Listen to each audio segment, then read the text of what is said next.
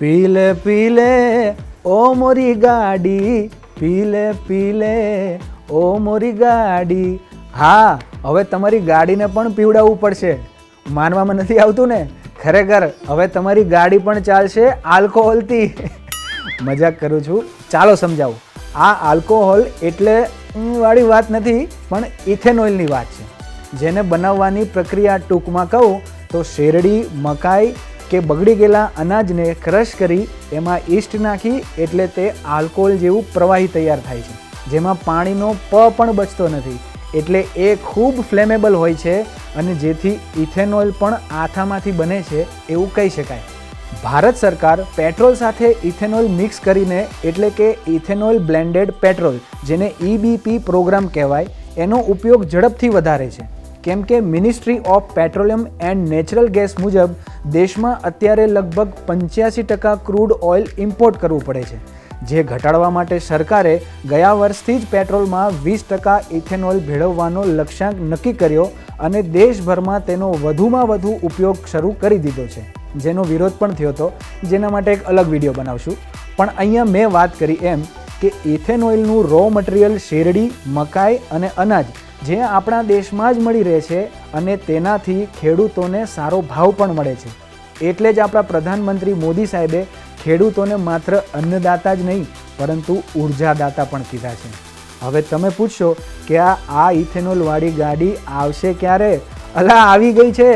હા, મારુતિ સુઝુકીએ ઇથેનોઇલને પેટ્રોલ બંને પર ચાલતી E85 વાળી વેગેનર ગાડી લોન્ચ કરી દીધી.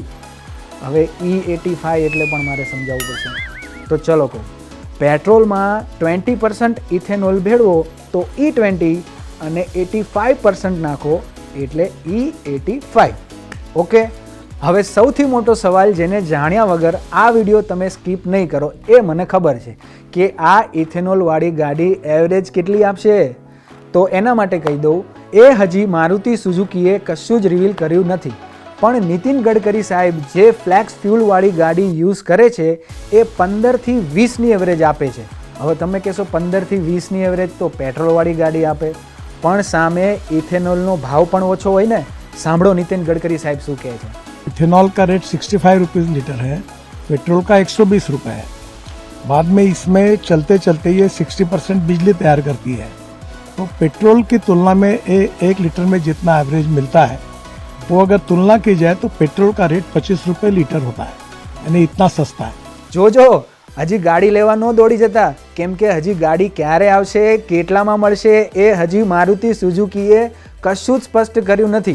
પણ હા, એક વાત છે કે આ વેગેનર ગાડી ખાલી કમર્શિયલ ઉપયોગ માટે જ બની છે.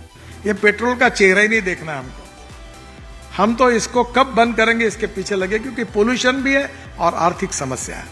अगर आपको संभव हुआ तो धीरे धीरे अब तो इथेनॉल के पंप पुरी साहब ने बोल दिया सब खुल जाएंगे, हर पेट्रोल पंप पे इथेनॉल होगा. ચાલો જોઈએ હવે આ ગાડી ક્યારે માર્કેટમાં આવે છે અને પેટ્રોલનો ઉપયોગ કેટલો ઘટાડે છે. પણ એટલું નક્કી છે કે ઇથેનોઇલના વધુમાં વધુ ઉપયોગથી દેશને હજારો કરોડો રૂપિયાનો ફાયદો થશે, એ નક્કી છે. જય હિન્દ.